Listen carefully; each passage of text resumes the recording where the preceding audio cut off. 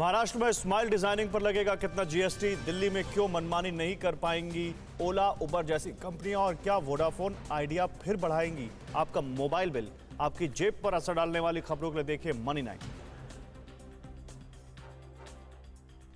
अब smile designing के लिए की जाने वाली दांतों की ब्लीचिंग और दांतों को चमकाना महंगा पड़ेगा। Maharashtra authority of advance ruling ने आदेश दिया है कि दांतों की ब्लीचिंग, डेंटल वीनियर्स जैसी सेवाओं पर 18% जीएसटी लगेगा।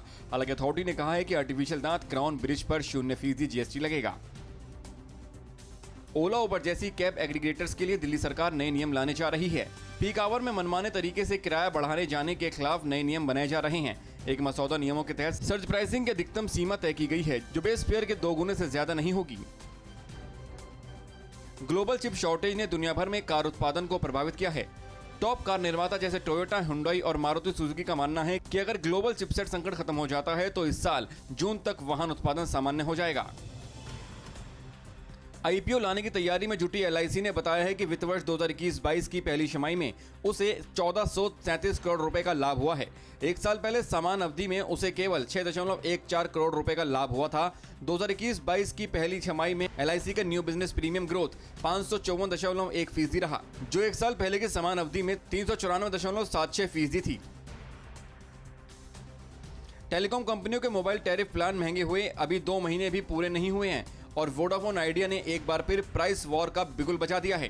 कंपनी ने कहा है कि इस साल या 2023 की शुरुआत में रिचार्ज प्लान की कीमत में बढ़ोतरी करेगी।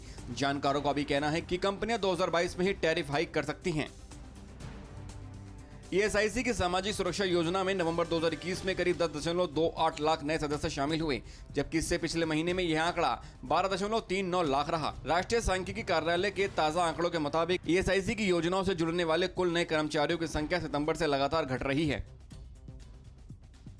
भारत की एविएशन इंडस्ट्री में बहुत जल्दी अफोर्डेबल सेगमेंट में कड़ी प्रतिस्पर्धा शुरू होने वाली है। राकेश झुंझुनवाला की आकाशा अप्रैल में पहली बोइंग 737 मैक्स एयरक्राफ्ट मिलने के बाद मई अंत तक या जून में कंपनी अपनी सेवाएं शुरू कर देगी।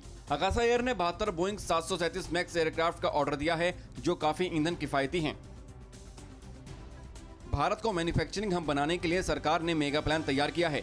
सरकार ग्लोबल कंपनियों को देश में बड़ी मैन्युफैक्चरिंग यूनिट्स लगाने के लिए लेबर रूल्स में रियायत देने पर विचार कर रही हैं। इन यूनिट्स में 40,000 से लेकर 1 लाख तक कर्मचारी होंगे। इसके अलावा आईटी हार्डवेयर के लिए लाई गई पीएलआई स्कीम में भी बदलाव होगा। ओला का अगला टारगेट अब इलेक्ट्रॉनिक कार लाना है। ओला जल्द ही 2 व्हीलर के बाद इलेक्ट्रॉनिक 4 व्हीलर सेगमेंट में भी प्रवेश करने जा रही है। सीईओ भविष अग्रवाल ने अपने ट्विटर पर एक इलेक्ट्रॉनिक कार का प्रोटोटाइप भी शेयर किया है और लिखा है कि क्या आप इसे अपने पास गोपनीय रख सकते हैं। तो मनी 9 की खबरों के लिए ट्विटर, फेसबुक और इंस्टाग्राम पर @money9 लाइव को आप फॉलो करिए और मनी 9 के यूट्यूब चैनल को भी सब्सक्राइब कीजिए। परवाह देश की, सोमवार से शुक्रवार रात 10 बजे TV9 भारतवर्ष पर।